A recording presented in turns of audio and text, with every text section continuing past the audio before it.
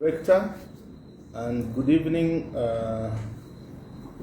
everyone that has joined in. Good evening members of the media, ladies and gentlemen. We'll be very brief, but we wish to make pertinent pronouncements, and we'll start with an issue that's close to our heart.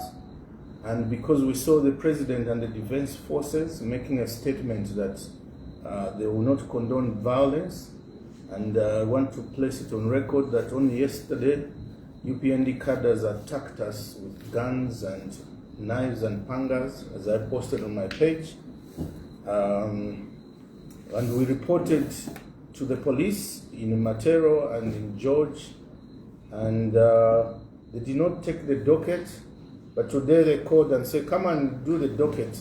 But no, I will not do the docket because when a report is made, the police are supposed to follow up those that are suspected and arrest them.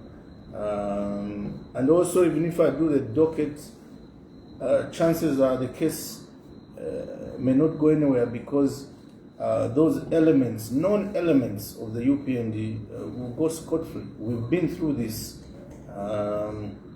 But we shall not be intimidated, and we'll keep exercising our democratic right to speak to people within the law, and will not fear anyone.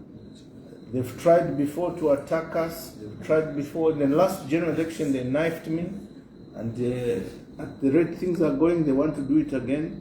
But our only protection is from the Almighty God, and will always protect us. We fear them not. And if the police won't protect us, ideally we're capable of protecting ourselves, but we'll leave it to the Lord to deal with them. If violence is what wins an election, surely the PF would have triumphed in 2021. So if the UPND think they'll come with violence in 2026 and using violence win, the people that we were with in George yesterday when they attacked us, you think they are happy? They were booing them and throwing stones at them, and you think they'll give them the vote, the ones who attacked them. Old women with children on their back had to run away from this violence. Typical. Looks like the worst that was happening in the PF that we all condemned, and UPND condemned in 2021, cadres, violence. They seem to have envied that, and they're doing copycat exactly, coming back with the same violence and thinking that will win them election. They won't. I saw even some ministers, certain things that some ministers were doing wrong. Some of the UPND ministers, they came and started doing exactly the same things,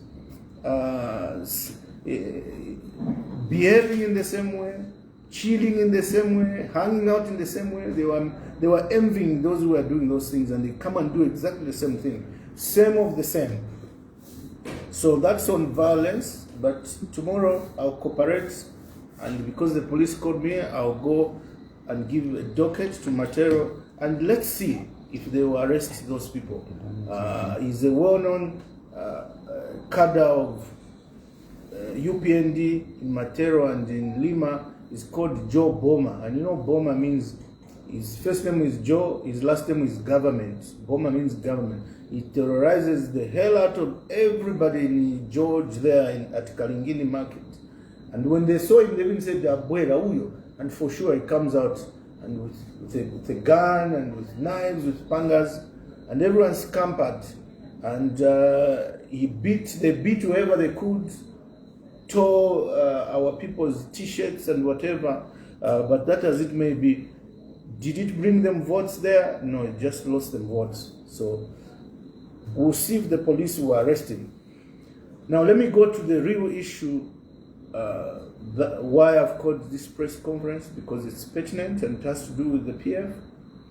Allow me to state that the PF lost the general election in 2021.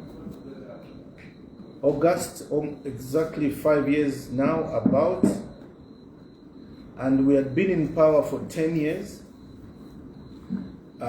Now where we are 5 years later, a lot of things have happened in the PF. And when I look back, one of the biggest error we've made as PF is wanting and thinking we can retain power in the next general election. So we lost in 2021, and then we want to retain power as PF in the next general election in 2026. When MMD lost in 2011, they too wanted to retain power in 2016, and we know what happened to them. When UNIP lost in 1991, by 1996, KK and everybody wanted to go back into government by any means, and they were pushing, and we know what happened. Trouble of having press conference at home. My daughter is clapping. The loss in Africa everywhere, when government lose, it appears now to me is because we want to come back instant in the next election. And there is price to pay for that. And indeed, internally and otherwise as PF, we've paid the price. Everybody knows where the PF is now. The issues that have been happening with the PF leadership, betrayal, treachery, here we are now. The same things we are seeing them happening in FDD. The same things we are seeing them happening in Part X, Part Y, Part Z. Then people realize that no, Mao's was not the problem. It's the system, or whoever, and treachery, and external factors, individuals we can only control so much. But that's it. So everything I've been trying to say, that everything that the PF has undergone is purely because we lost power. When you lose power, there's a price to pay for it. And the rest, that was the real problem. Everything else is just a side effect. If you've got a malaria bug, malaria has hit you. If you have a temperature, it's side effect. You have a headache, it's side effect. If you vomit, it's side effect. If you have no appetite, it's side effect. So the problem is we lost elections. These internal battles, or this and that, treachery within the party and outside, they're all side effects. My role and my ambition is to make the PF survive. And the PF will survive. No matter how long it takes, my role, or the role I'll play and I've been trying to play, is to make the PF survive. I don't wish to be part or play a role that will make the PF distinguish like the UNIP did. Make the PF distinguish like MMD did. And that means we don't do exactly the same as they were doing. We should not be foolish. And scientists defined being foolish is doing the same things over and over the same way and expecting different results. I think that was Einstein who said that. You do the same things all the time and you expect different results. So we want to, immediately after losing elections as a ruling party, the next election you want to fight as a ruling party to come back in power. Those who did that, UNIP, MMD, they suffered huge consequences. So I want to be part of making sure that we do things differently and tactfully. And with that, I want to announce, after consultation with various key stakeholders within the party, I have very key stakeholders who I respect, and they are very senior in the party. And after those consultations, and also my personal belief, and also key members of the Central Committee I've already consulted with, I want to officially announce that the Patriotic Front will not participate on the presidential ticket for 2026. So the PF will not field a candidate. So the PF will not sponsor a presidential candidate. I want to repeat, for the August 2026 election, the PF will not sponsor a presidential candidate. The PF will not field a presidential candidate, just so to give us room to rebuild the party and start afresh. When you fall from there, you don't start from there. You start lower and build up. The building of the PF is a long-term project. It's it should have been a 10-year, 20-year project from 2021 after we lost, but it was short-termed. We wanted results immediately until this next election. With hindsight, we are making the PF a 10-year project to rebuild from ashes of losing in 2021 and rebuild. We'll possibly look at 2031 for the presidential ticket.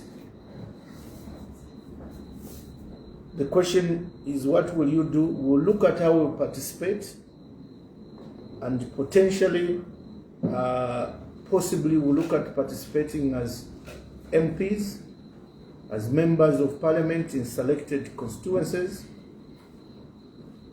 and also as councillors, from MP to councillor. We could participate in certain selected constituencies.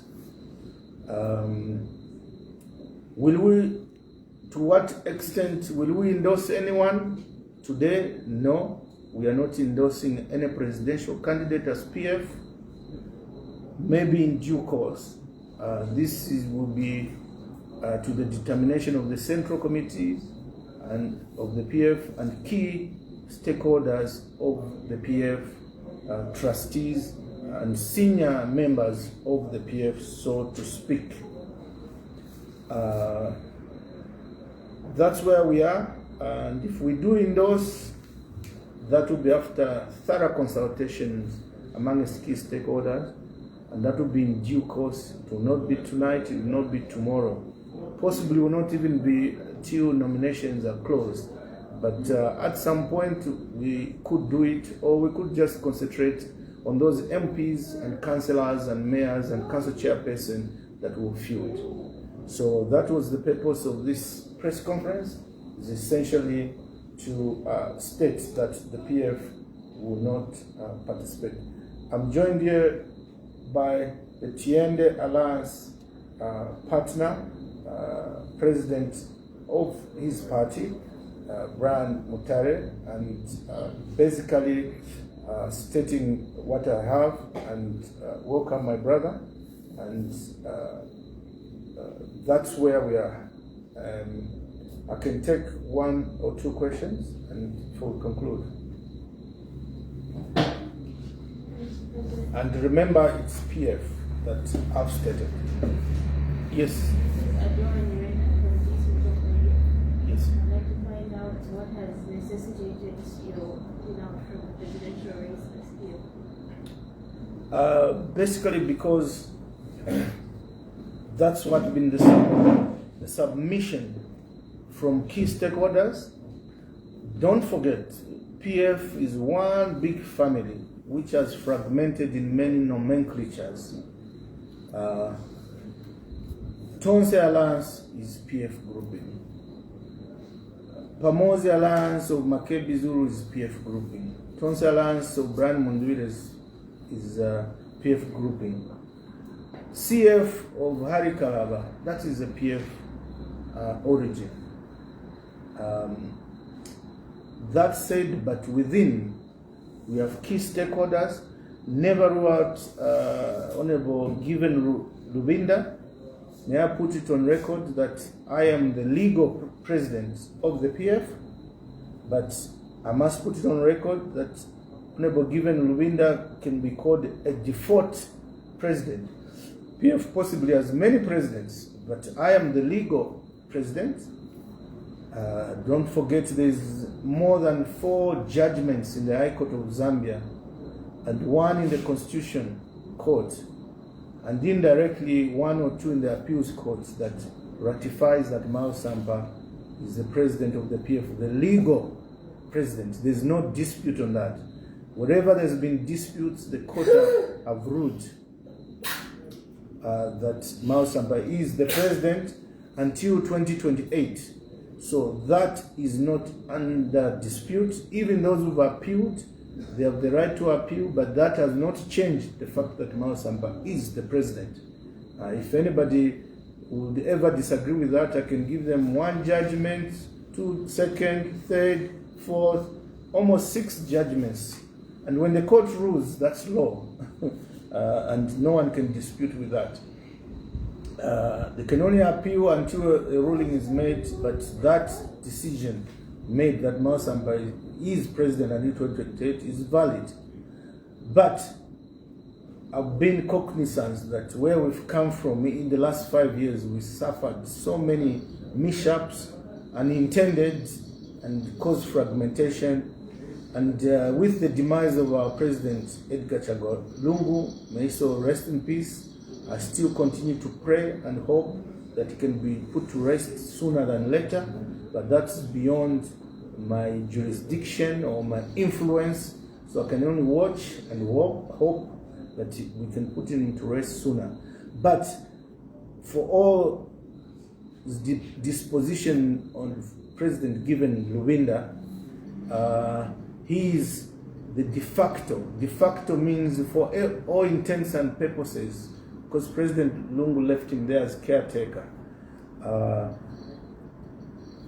President Makebi also in his own right, he's the president of Pamoja Alliance, PF Pamoja Alliance.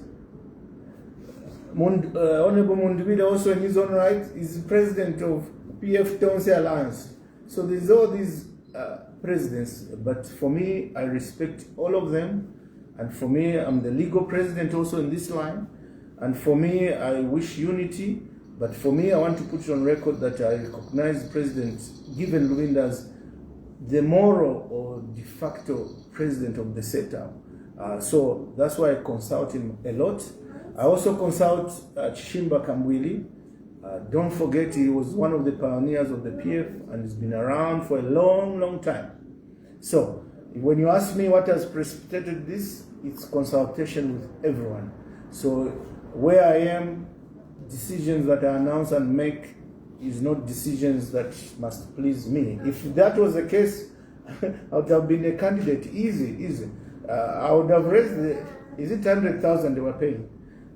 And I would have raised the 1,000 people around the country easy. But no, I realized that this may not be the time for what I want, but the time to be the one to cement what the other stakeholders within this grouping of the opposition want.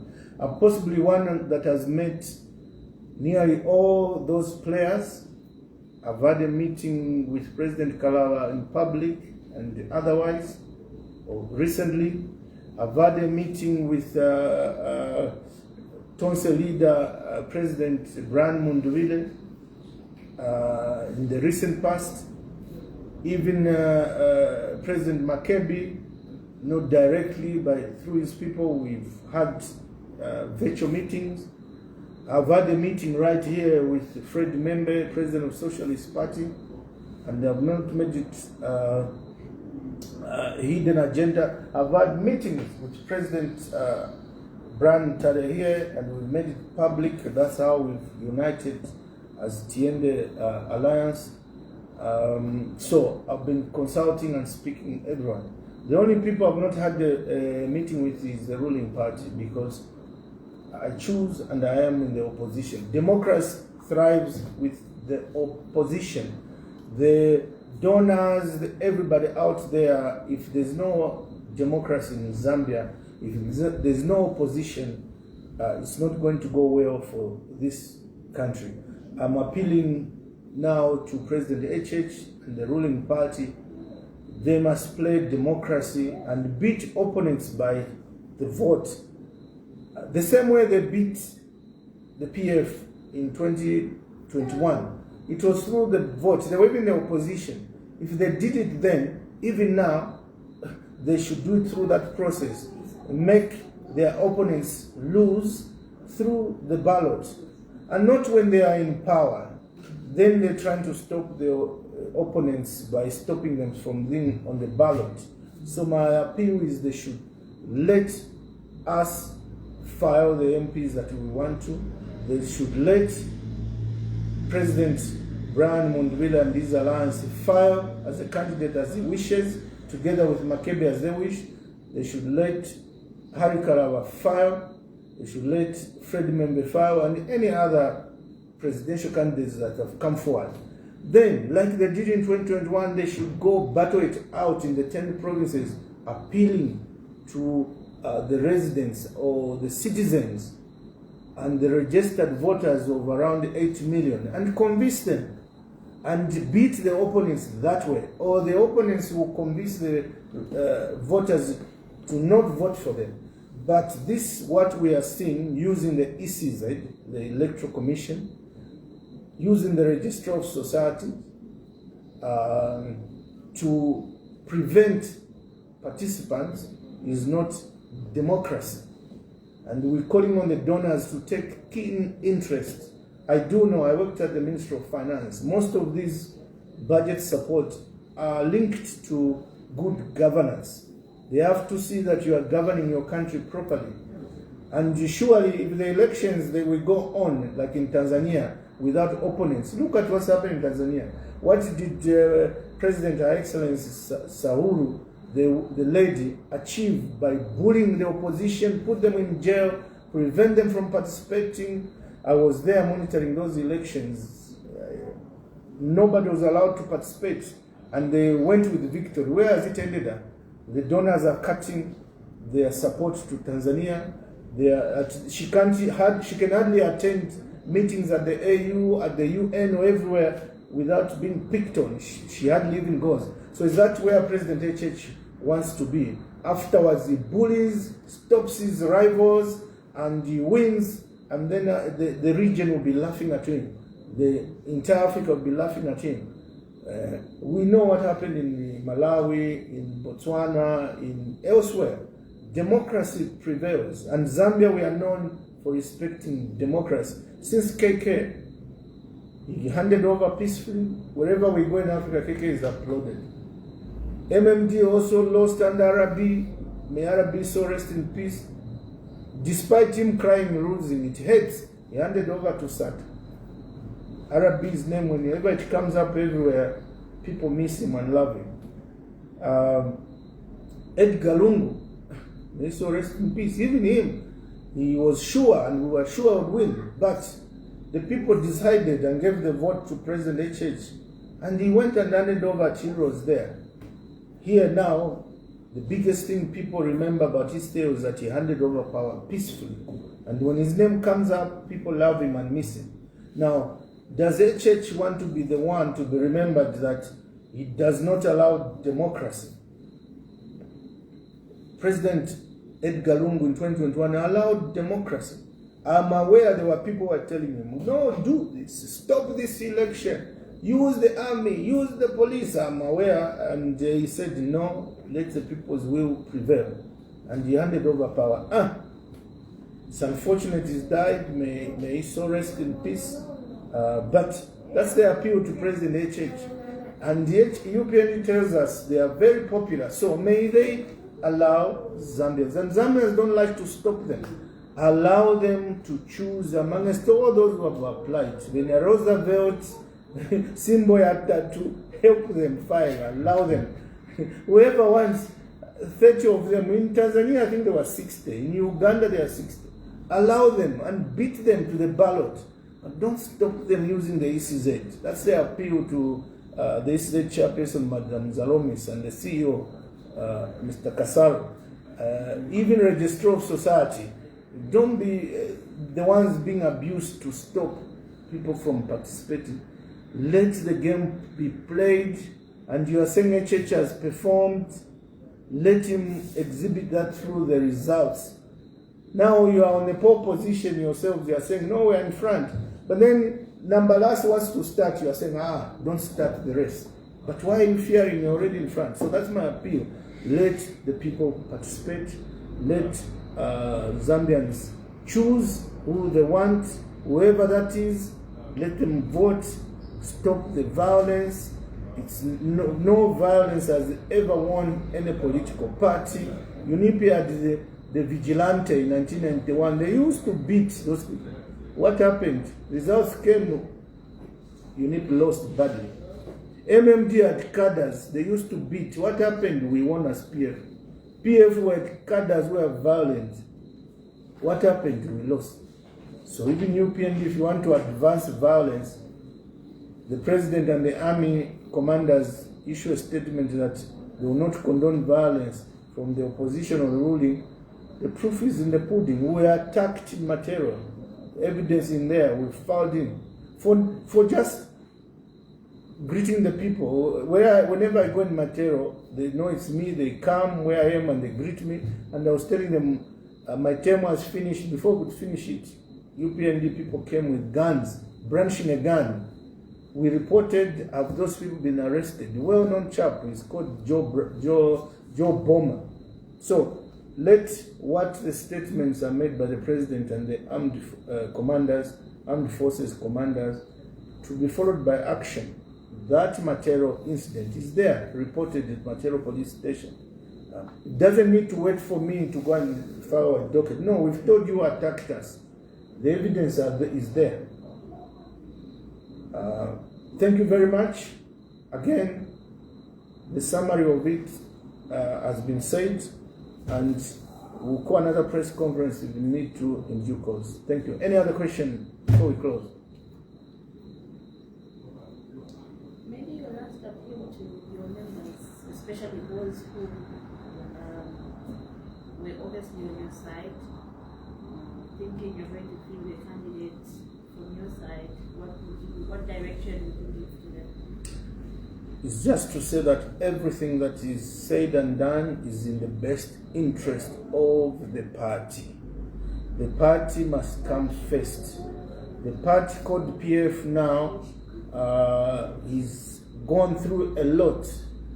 It's even lost its president, Edgar Lungu, who is still yet to be buried. The party remains in mourning, and what I've announced today is not, I agree with it, but it's a decision by key stakeholders of the party. I foresee, come what may after the general election, all this fragmentation of the PF will still reunite. Remember the Somuto Alpwata Witika. It only means if you are one big family of this organization called PF, even if you fall off, you still come back. And many a time, Kambwile has been one of those. He's fallen off, but he still come back. I've been one of those. I'm speaking from experience. I've fallen off and gone my way, but I've still come back. And I see my colleagues, some of them doing similar things. Can't stop them. You let them go, maybe to work for them, but maybe they'll realize. But I see that the PF will reunite. So everything I've said is in the best interest of the party, called the PF, and it's not in my best interest as a person. If I put myself first, I would have possibly decided different. So it's just, if you love the PF, this is the best decision. We don't need to field a presidential candidate as PF in this 2026. But where we can, we should field MPs, mayors, council chairperson, and councillors. Reminds me, allow me to make this announcement, but that by powers vested in me as the undisputed president of the PF, you need to bring me anyone that is disputing and not president. How that happened is irrelevant now. What matters is the judgments. I'm president of the PF until 2028. Using powers vested in me, Article 61, I announced a decision that was made a week or two ago that we have appointed a Deputy Secretary General of the party. We have a Deputy Secretary General Politics, who is Edwin Lifwekelo. But then we have appointed the Deputy Secretary General Administration, and that is Petronella Nkumbula. Petronella Nkumbula is based in Kasama, and she's now our Deputy Secretary General of Administration. So that's an announcement that I wanted to make clear on air now. It should be recorded as so. So we have two Deputy Secretary General. Edwin Lifekero, long-time founder member of the PF, and we have Petronella Nkumbula from Kasama as another Deputy Secretary General of the PF. That said, allow me also to say the PF continues to be bogged down in legal matters in the High Court and in the Appeals Court. I must say that we'll continue pursuing those legal matters until we get justice for the PF. Where we've won, they've appealed, and we're still fighting in court. Where we don't win, we'll appeal until finally justice prevails for the PF, and that the PF remains with the people and the majority, the grassroots. And I believe that justice will prevail ultimately for the PF. It may not be now, but it will prevail, that the powers of the PF will remain with the people and people that want to do good for the PF. So we'll continue pursuing the justice system, the judiciary, and where we win, we appeal, we will defend, and where we don't win, we will file in appeal until we reach the apex of the judiciary. We'll go all the way to the court if need be. We'll go all the way to the Supreme Court if need be, no matter how long it takes, until PF is rescued from those that want to harm it using the judiciary and using the court cases. And I believe it's going to happen. If it doesn't happen today, tomorrow, it will happen one day. And until it happens, mine is to save the PF and keep it intact. The PF will not be on the ballot in August 2026. But one day, 2021 or beyond, it will be on the ballot. When it does be on the ballot, it will be victorious for presidential elections. But for lower positions, MP, mayor, council chairperson, and councillors, this election in August, some areas will be on the ballot and will file it. Thank you very much, journalists. Thank you very much, dear listeners, and everybody that tuned in. God bless you. The PF lives forever. Nobody will kill the green ghost, we call it. And you will remain PF and PF forever. Thank you very much, and good night.